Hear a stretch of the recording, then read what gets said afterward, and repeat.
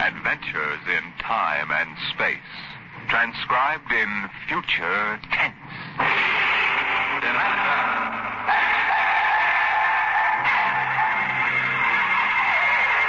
On stage tonight, Dimension X.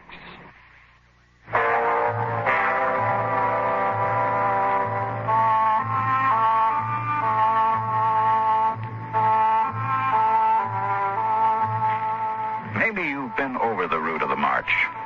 The Cross-Mars Highway runs that way now. From the Calmac Canal on the equator, north to the highlands, with a water station every 20 miles and a radar pickup and towing service running 24 hours a day. But there wasn't any highway 30 years ago in 97. There was desert. Hot, burning desert. Sand shifting and blowing, piling up around the empty shells of the ruined cities, ancient when man on Earth was living in caves. I lived at the edge of the Calmac Canal then with my father. He was a prospector, searching the surrounding desert with sonar probe and Geiger counter, scratching just enough ore from under the Martian sands to pay for our grub stake the next year. I remember he was in the Adamson digger in the North Quadrant when I came running out that day. Dad! There's somebody coming, Dad, across the desert. You sure? I saw them. They're a couple of miles out. How many cars? They're on foot. On foot across the desert? Honest, Dad, I saw them. You sure it wasn't a light reflection off the canal? No, it was dark against the sand. I don't like that. You run back and get the rifles out. I've got to pull the digger into the shed. Is there going to be fighting, Dad? I don't know. Got a whole year's ore piled out back in the bins. Ain't gonna lose it to no claim jumpers. You get back to the shack and break out those rifles. See that they're loaded, you hear? And jump.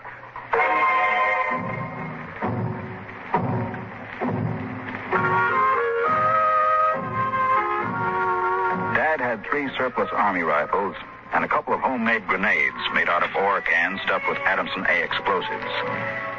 We crouched inside the shack waiting. The shadow of the water tower in the doorway grew longer as the quick Martian dusk settled down over the desert. There they come, Al. There's 2 of them. There's something funny about that second one. Look, he's all spindly, and his head's funny. Yeah, his head's funny, all right. Now, that's a Martian. I never saw one off the reservation before. There hasn't been one, not in 10 years. I don't like this. Here they come, into the door here. Now, you remember what I told you. Line up the sights and just squeeze the trigger. Hello! Hello there! Now, Dad? Hello! Wait a minute. What do you want? Water! What are you going to do, Dad? Where do you come from? Wall swell. Hey, you're lying. That's 100 miles across the desert. I know. That's where I came from. My tank is empty. I need water. Well, drop your gear and come up here slow. Tell that Martian to stay where he is.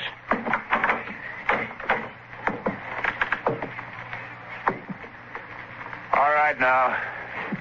Who are you? My name is John. John, huh? What are you doing with that spider?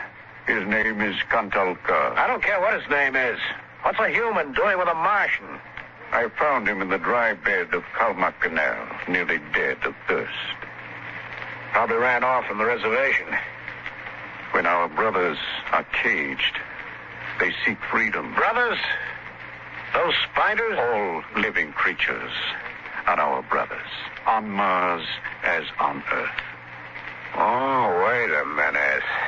Bert Alstrom at False Wells told me there was a screwball hedge preacher over there hollering about letting the spiders loose off the reservations. Let no man call his life his own. No man nor tribe nor nation. I guess that's you, all right. Yeah, Bert told me they called you Crazy John. Oh, well, I don't suppose there's any harm in you. Go on, fill up your tank at the air still. You can even have supper with us. We would be happy to. We? What do you mean, we? Counterpart and myself. That spider? Oh, no. I ain't having a Martian sitting down to eat with me. Well, you come on, no. Thank you, sir, no. Where my brother is not welcome, I cannot go.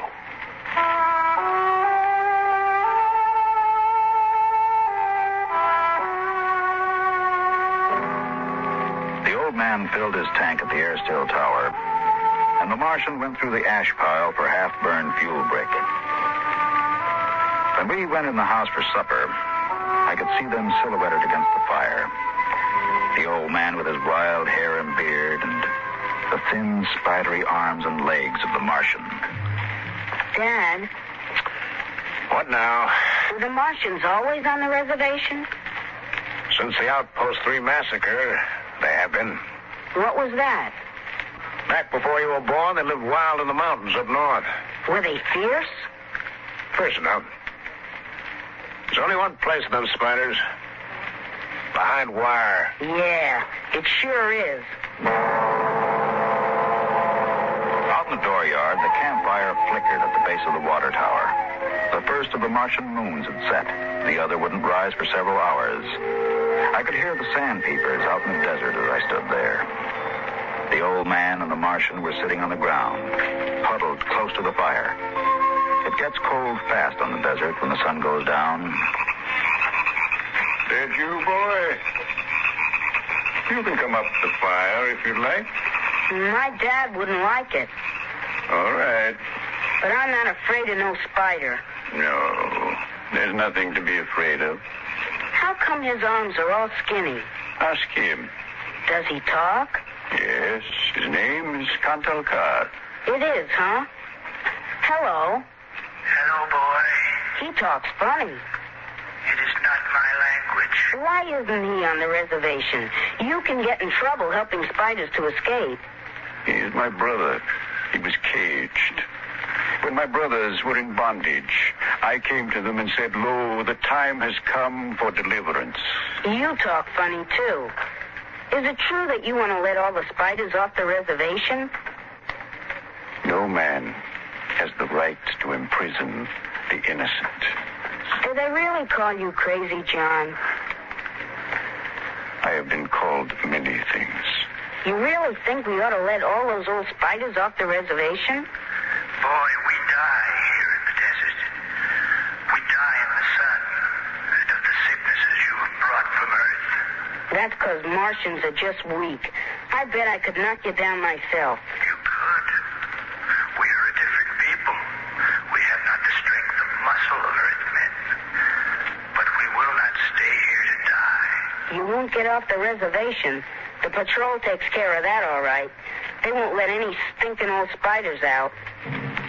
Even in the minds of children is planted the poison of evil. How long? How long?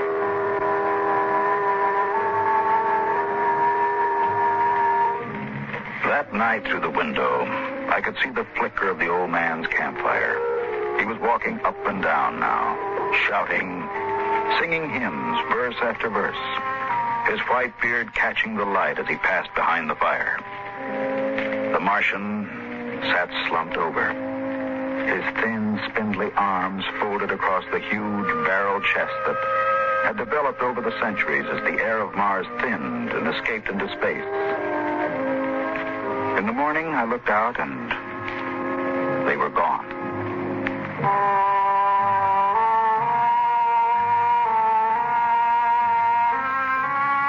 Looking back now, we wonder how they did it.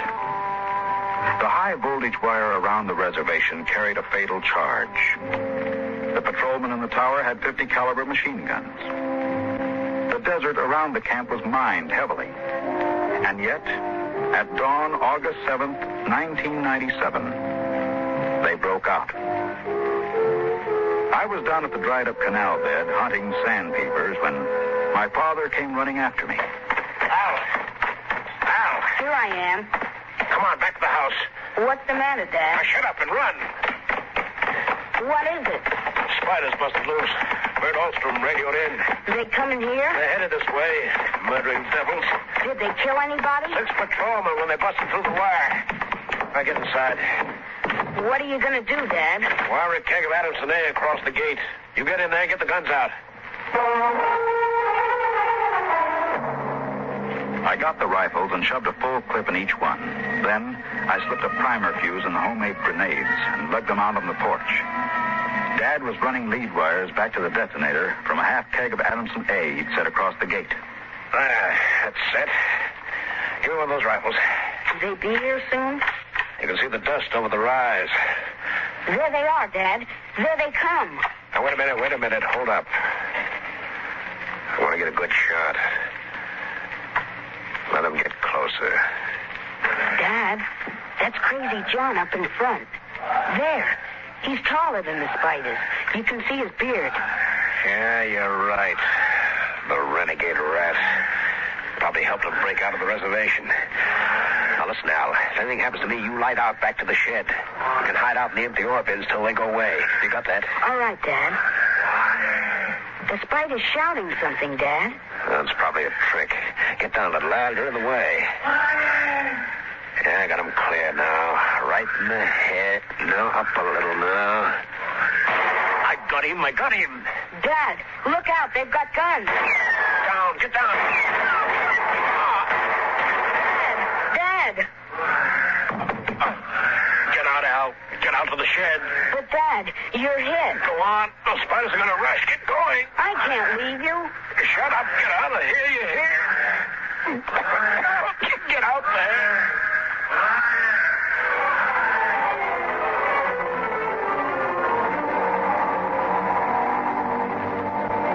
I ran back through the house to the shed, and behind me I could hear the Martian sweeping up to the dooryard. Then suddenly, the ground shook, and I could feel the dull concussion waves hit my ears as the Adamson A exploded.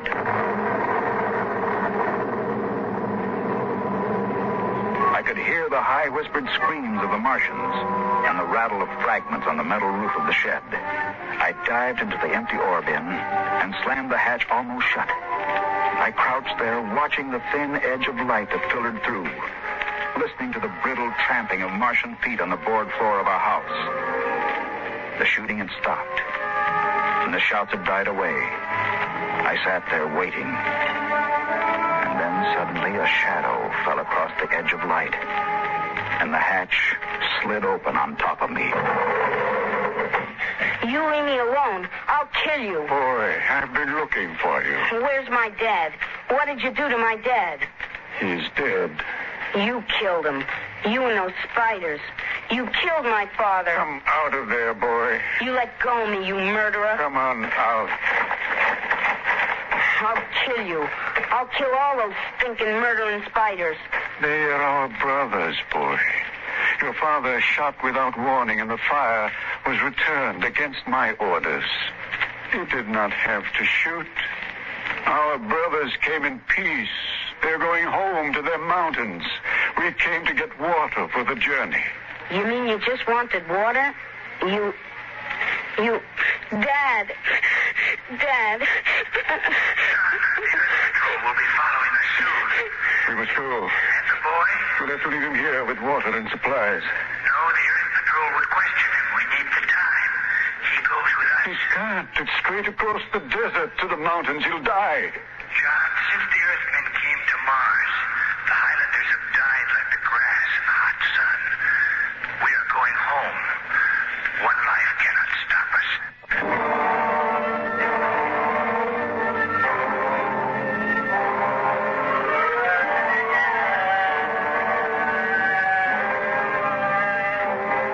They tore the Adamson air still from the tower and mounted it on poles.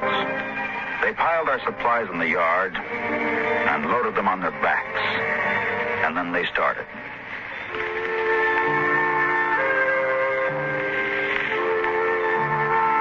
I marched with the old man at the head, and the column stretched out behind us on the desert. Women, children, the sick and the dying, some showing the signs of the diseases that were trivial to the Earthmen, but deadly to the Martians. Chickenpox, German measles, and the bronchial infections that raced through the vast areas of Martian lungs, eating away the tissue till death came in a last spasm of coughing. I turned to look back at our house, but the sun was behind it, blinding red. And the old man pulled me around as he marched, his eyes fixed on the horizon where far to the north rose the cool mountains that were the ancient home of the Highlanders.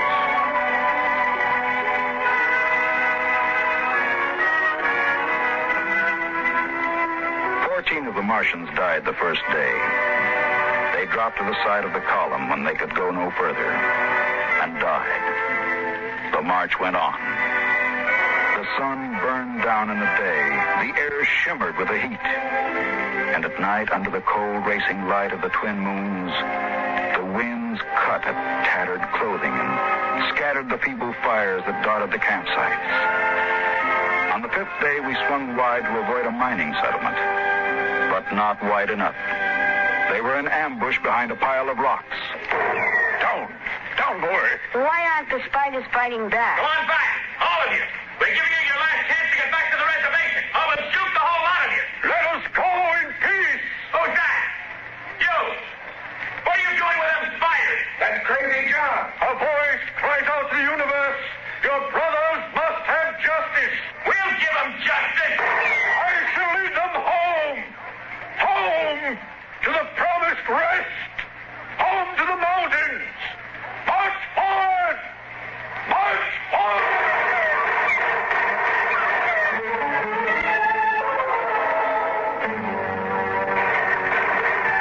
Past the rocks they marched, and the Earthmen fired as fast as they could reload. A Martian would spin and drop as the heavy caliber bullets shook his bones to brittle fragments. But the march went on.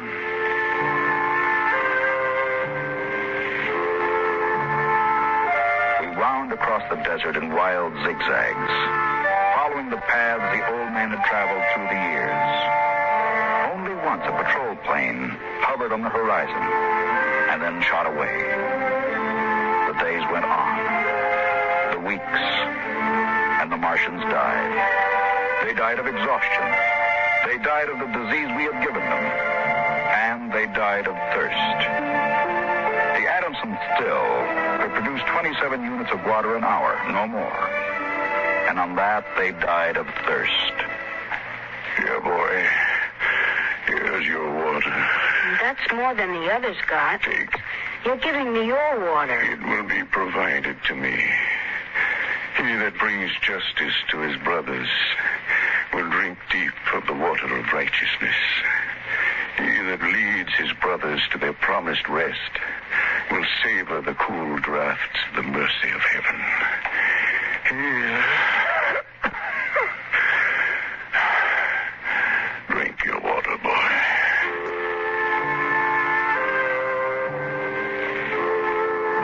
Across the desert, from the Calmac Canal to Fever Dip, past the towering mesas of the Higgins Badlands, across the dry sea bottoms, they marched. On the 54th day of the march, we halted at evening. The air was thinner and colder now. The rations had long since been exhausted. And around the campfires, they cooked the hard, bitter kernels of the dogbush nut that grew on spiny stalks like earth cactus. I lay down to sleep wrapped in the old man's coat. Early in the morning, before sunrise, I woke suddenly. The ground mist that had covered the desert the night before was lifting slowly, and I saw the old man standing by the burned-out fire, the vapor swirling around his legs, and the cold light of the false dawn edging his wild beard. Go back to sleep, boy. I can't. The end is near. I've led them through the wilderness, dry-shod across the seas. And before us lie the mountains. It's over. We're there. I have led them to home. And I You mean alone? Now, even now, I hear a voice in the wind. Carry the message to the men of Earth. Bring to this new world the message of the old. All beings created in the universe are my brothers. And he that harms my brother harms me. Goodbye, boy. You'll be safe now.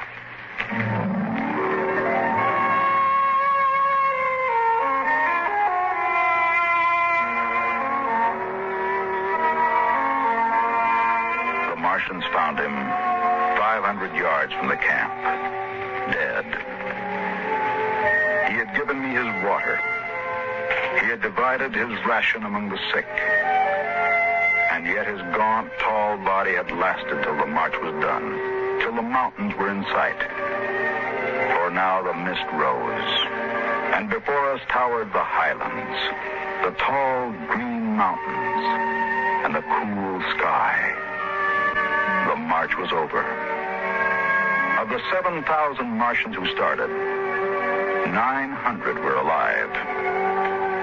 They gathered now on the rise of ground and faced the hills. Their thin bodies wavered as they stood, and some dropped to the ground as they stood there. But there was a light of hope in their large, staring eyes. Most of them had died, but they had died on the way home. And now the march was over.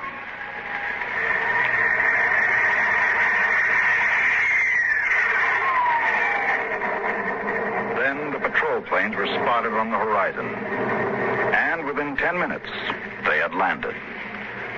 The Martians stood silently as the squads piled out and set up the 50 caliber machine guns and petroleum gel flamethrower. All right, you spiders, hands up and stay together. Gather in a bunch and don't try anything. Sergeant. Yes, sir. Shoot the first spider that moves and shoot to kill. All right, come on. Where's the boy? There was a boy reported. Here I am. You all right, kid? They didn't hurt you? No, I'm all right. John gave me his water ration. Oh, the leader, eh? I've got a warrant for him. Where is he? There. He's dead. Oh. Well, just as well. I'd hate to be him in front of a settler's jury. What are you going to do to them? Oh, the spiders?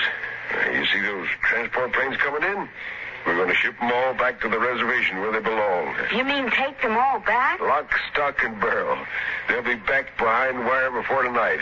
All right, Sergeant. Get them broken up in groups of 50. The first transports are coming in. You can't. You can't do that. What are you talking about, kid? Oh, you can't take them back. They're home. John said they were home. You take it easy, kid. You're all right now. We rescued you. You don't have to worry about these spiders anymore. You can't take them back. It isn't fair. I won't let you. I won't let you. I won't let you. Hey, let go of me. Hey, Sergeant. Yes, sir. Jags, peel this crazy kid off me. They're home. Can't you understand? You can't take them back. All right, now, kid. Easy. Must be short, Ken. All right, you spiders. Step it up. Move along. These transport planes. Roll over now. You're headed right back to the reservation.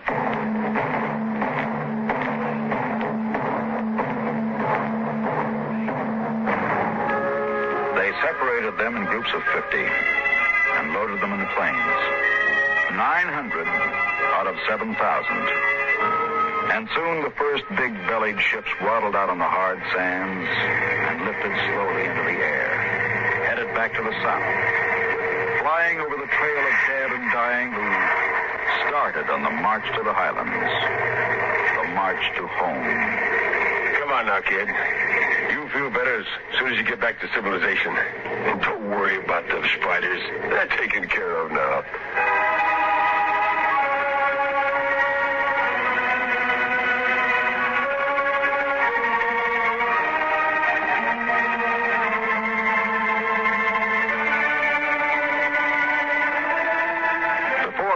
Took off. I looked once more at the green mountains, towering through the mist.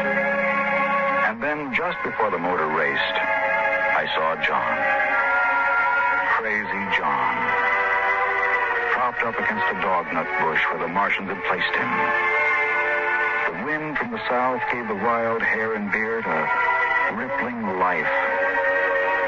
He faced the hills, the home, and the rest he had promised his brothers as he led them through the wilderness of Mars.